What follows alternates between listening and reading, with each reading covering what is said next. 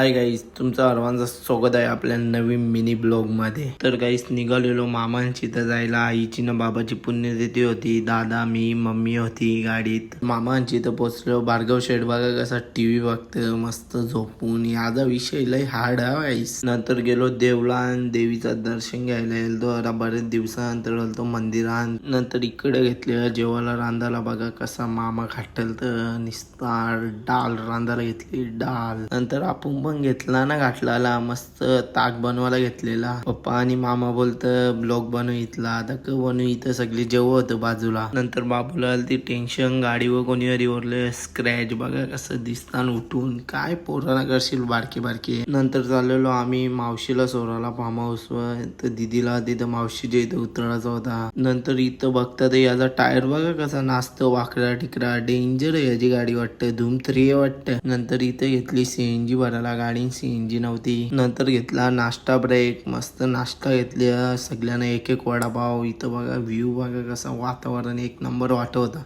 नंतर पोचलो form house वर। इकडे उतरवत होतं डिक्कींचे सामान दादा हवी तर मावशीच्या फार्म हाऊस वर गाई दादा बघा कसं चोलतं। नंतर मावशी सर्व लाईनीन आतमध्ये घेत होते तर ही गाय ऐकत नव्हती। ही मावशी नीट समजूला। नंतर ही राधा निसते आम्हाला मारायला येत होती तर आपला सुमित्र राधा तिची मस्ती करी होता बघा कसा। नंतर निघालो घरी यायला। मावशीला सोडला फार्म हाऊस। मावशी वस्ती राहणार होती। नंतर निघल्यावर परत एक नाश्ता ब्रेक घेतला। पत्री समोसा लई दिवसानंतर खात होतो ना मी आज। नंतर दादाने आणलेले आईस्क्रीम खायला। तर काही 7चा ब्लॉग करता मी इथेच आहे। तुम्हाला कसं वाटलं कमेंट मध्ये सांगा।